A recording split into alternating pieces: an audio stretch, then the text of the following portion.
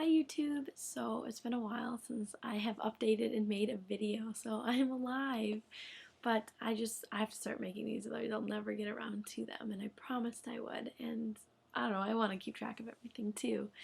So I know I left off in the middle of my surgery rotation, and it got so busy because I kind of panicked and felt like I wasn't preparing for my exams and everything, or for my exam coming up. So now I have the time to talk about my last 2 weeks and kind of reflect on my overall surgery rotation. Um, and I can't remember what I said in my last two videos, and can't think back, and I don't know. I hope I'm not retelling these stories because the one, I guess I'll recap my surgery rotation. It was in a small town, I'd say like 4,000 people, and there was one general surgeon at the hospital, and there's a clinic attached and everything. And I was his only med student, so I was first assist on every case. My schedule was pretty much he'd come in at 8:30, and we'd usually do 3 to 4 colonoscopies and maybe like 1 to 2 upper scopes, and maybe do a hernia or a gallbladder. We did a few colon resections, and I did an appendix. Obviously, that wasn't scheduled. That was like on a Saturday. And so those were the types of surgeries. Oh, and then like a neck mass. We just took out a little mass, and some skin things we did too. So, not at your crazy urban surgery center where there were, I don't know, bunch of surgeons and med students and residents. There was no residents. I think there's one other med student that was in the family, following a family physician. So it was pretty much me, and it was fantastic. Loved the nursing staff. I love working in the small hospitals. It was a critical access hospital too, so it was small. But I don't feel like I missed out on anything.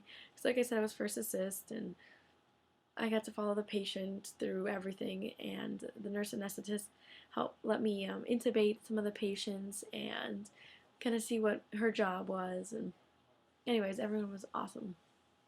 And let's see, a memory that sticks out in my mind from doing this rotation. Actually, this is bad, but it wasn't even like surgically related. It was, gosh, it was like a Friday or something. So some of our days we'd have clinic only 2 afternoons. So usually in the mornings, like from 8:30 till at least noon, we were busy. And then Mondays and Wednesdays maybe we saw clinic patients. So that's when we did the follow-ups and the like pre-op stuff. So then some other days we were done at like 1, or maybe some days we were done at like 2. Clinic days we were done at like 4:30. Anyway, sometimes I wouldn't want to just go down I was living in the basement of the hospital and study, which I probably should have been. But I knew most of the family docs there, and when they were on call, I usually went and hung out and was like, hey, just seeing what was going on, what was happening. And that way, if something they thought was interesting or something a med student should see, they would kind of call me up or grab me, or I'd follow them, even some of the normal stuff I liked seeing. So the one that stands out for me, we had a hospital patient we got called up for just because she was really struggling to breathe and just kind of in respiratory distress, and her sats were kind of going low. So we went up to the room, and I had never really seen anyone in that respiratory distress, just like gasping for every breath and just really struggling to breathe. It was sad to see. And so he was going to make some decisions if we were going to fly him out to a larger hospital that had an ICU and a ventilator. So I just kind of sat in the room and watched what was happening with a respiratory therapist in there as well. And we were deciding if we wanted to go on the BiPAP machine or the ventilator, if we wanted to intubate, and making those decisions. And so I just kind of sat with her, and I remember she was getting kind of warm, obviously, from working so hard to breathe. So, she kind of wanted the sheets off of her feet, but she wanted, obviously her stomach and stuff to be covered. So she wanted the sheet on that, but her legs, free and for the air to cool her off. And I don't know, I remember helping with that, but I remember just sitting there. Now looking back, I kind of wish I would have like held her hand or talked to her a little bit, but I don't know, maybe just me being there was helpful. And I mean, doctor made the decision that we were going to intubate at the hospital. When we transport her, it was intubation under controlled setting rather than like an urgent or emergent setting, in the ambulance or on the helicopter or whatever. So he looks at me and we get the cart in and everything, and he's like, all right, have we done this before? And I was like, well, I just helped with one last week, but, not on, live, I guess, like not a surgery patient. He's like, okay. And he just, handed me the tools. He's like, okay, here's the setup. You're going to do the first try, and then it's going to be me, and then it's going to be the gyroscope, and then we'll have, so he just kind of set that up for me. And to be honest, I was not as nervous as I thought I was going to be. Usually in those situations, I feel like I'm going to get sick or something, and I just get so nervous. And this time around, it was like, all right, I got my little Macintosh intubation thing and got set up, and he went over the drugs with me. Okay, this is the succinylcholine, and this is this, and he got those set up and drew them up in advance. And he's like, all right, this is what to expect. So he kind of walked it through with me. And even though I know what it is, and I've learned it in second year med school, we had a test out of it for surgery and everything. It was just kind of helpful for him to do that, because once you push those drugs and you sedate and you paralyze, it's like you gotta move, you have to do it. And so we got all situated, and we went ahead, and he gave me first go, and I actually did not get it, but he said I was really close. I got right in there, and I couldn't see it, and he got in there and saw it, and he just said, oh, there's a little, all I knew was a little cricoid pressure, and it would have fallen right into place. So I was kind of bummed, but he said, no, don't be. You were, in perfect position. You just don't have enough experience to know what you needed to ask for. I should have given you the cricoid pressure. So that was nice. So we got intubated and then got that all set up and made sure it was in place. And I don't know. And then I just kind of made myself useful. The respiratory therapist was begging while they got the little ventilator thing set up to transport.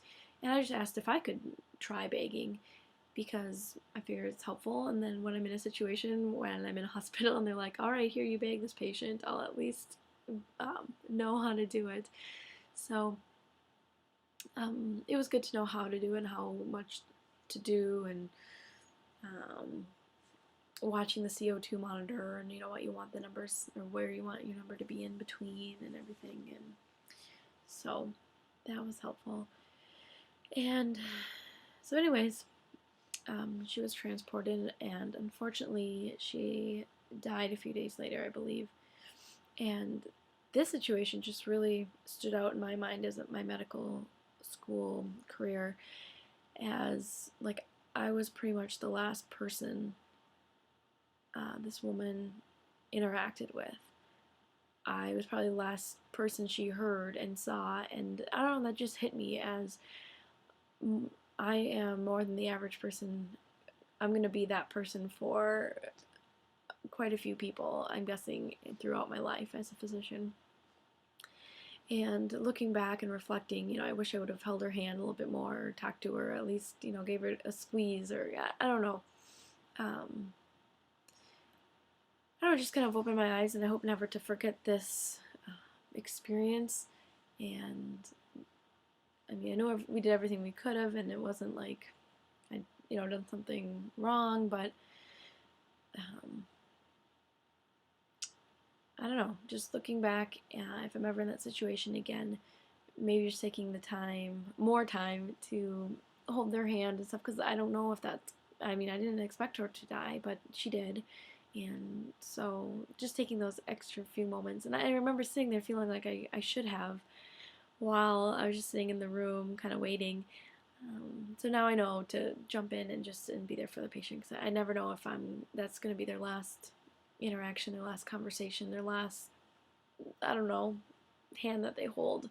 So anyways, that was my one experience from that rotation that really stuck with me, and I'll carry on. But anyways, that was kind of a long story, but I want to remember that, so I wanted to record that. And so then the last 2 weeks went on kind of without a glitch. And John came and visited me 2 of the weekends, which was really fun. One night I went out with some of the doctors, and so that was fun to kind of go out and socialize. And what else? Like I said, I just kind of made myself known to the family docs, and the family docs know me, and so anytime there was someone to be casted, they would be good. And one of the docs would call me and say, hey, I'm going to cast an arm, you want to come do it, or oh, hey, I have a laceration in the ER if you want to come sew one up. And one doc called me one night, we had a shoulder dislocation, and so nurse anesthetist came as well and sedated her, and then I actually got to be the one to kind of pull it back in place. So that was exciting. Put in a Foley catheter, I intubated a few patients, actually on my own. For sure my last week I really was like, oh my gosh, I need to really work on that. So every time we had a surgery patient, I asked the nurse anesthetist if I could have first try, and she let me, and got a little bit better. It definitely depends on the person, and but I'm getting a little bit more confident in that. So those were some things I think I mentioned. Yeah, Foley catheter, NG tube, shoulder dislocation I helped with, casting. Oh, and I helped with 2 vasectomies. I actually got to be the one to cut the vas deferens and everything, so that was kind of cool. I like doing that. The family docs do that. And yeah, that is kind of what I did. I talked already about the hernias and all the other surgeries. So yeah, now I'll talk about what I used to study. What our school had us do, we have what's called like the WISE MD cases, and I don't know how many videos they are, but they walk through like diverticulitis, and then talks about introduction and etiology, and then the history, and then the physical exam, and it walks through and does like little videos of the actual surgeries and everything, which I thought were helpful. I probably didn't spend as much time as I should have been really focusing on those and paying attention to every single word. Oops, confession. But our main textbook was this book, and to be honest, I didn't really love this textbook. I think I read most of every chapter because I had planned out what I needed to read and what days I needed it to be done by. But I feel like I would read it and I really wouldn't remember much. My doctor would talk about it the next day, and I'd be like, I know I read about it, but I couldn't tell you much about it, which is a bummer. So ones that I really like, and I highly recommend this book, is Case Files for Surgery. And I went through every single case, and I wish I had my little sheets with me. I just took plain pieces of paper and just wrote little factoids down that I felt was helpful for me. And then I used that to study for like the day before in the morning of the test. So that's what I used to actually study for test material. And then this book was helpful. My doc would give me like a subject every night and make sure to read this, because the questions he asked me pretty much were questions that you can find in this book. This is kind of what they call like the pimping book. The surgeons will ask you questions which are pretty much straight out of here. Other thing I did is I bought the ComBank, which is just a question bank. It's similar to like USMLE World, but I'm not planning to take the USMLE. I'll just take the ComLex.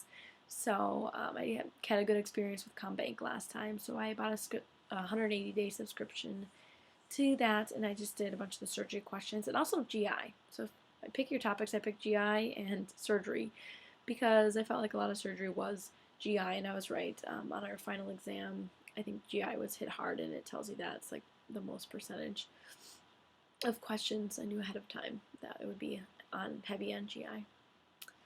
So that's what I used to study. I just took in all that information. I listened to the cases, I read the chapters out of my text, but what was really helpful and what I think really stuck with me was the case files. And because everybody, the COMAT exam, which I took at the end, which is just like a shelf exam, it's a standardized test for all like the DO students whose school takes that test, just like the shelf exam for the MD students.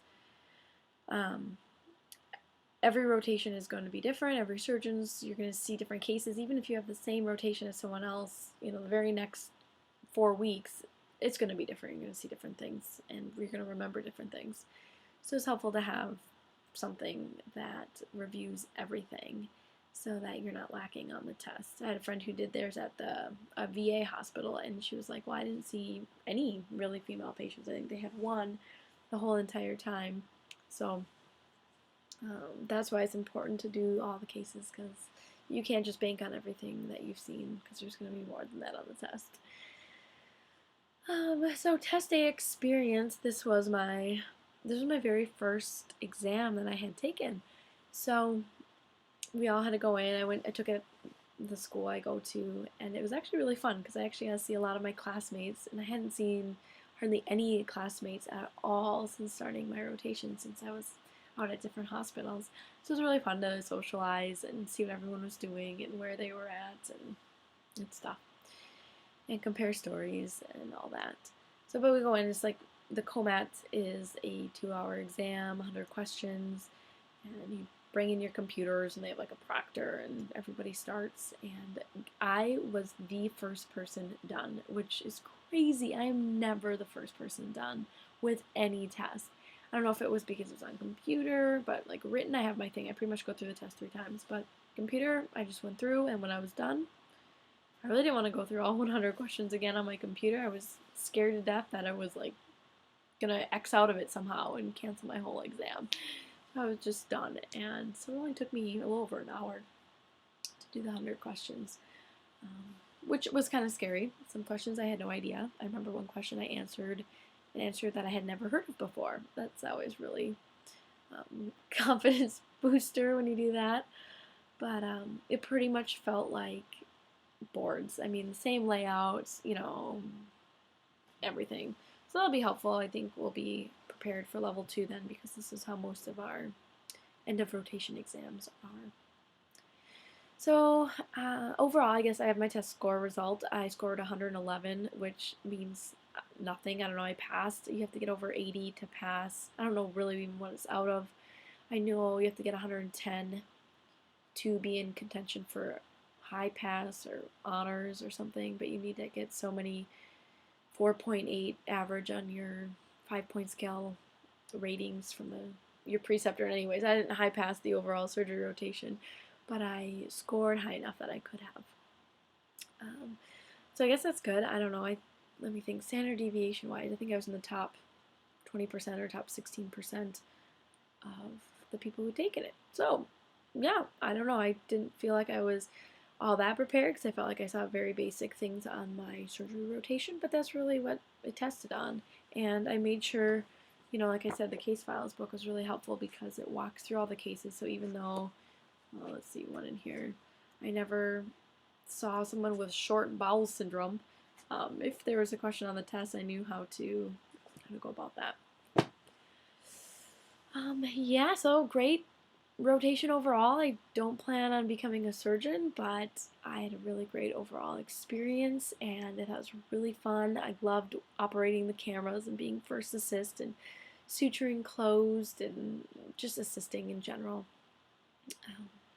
Yeah, so I hope you guys are doing well, and I'll update you on my other rotations.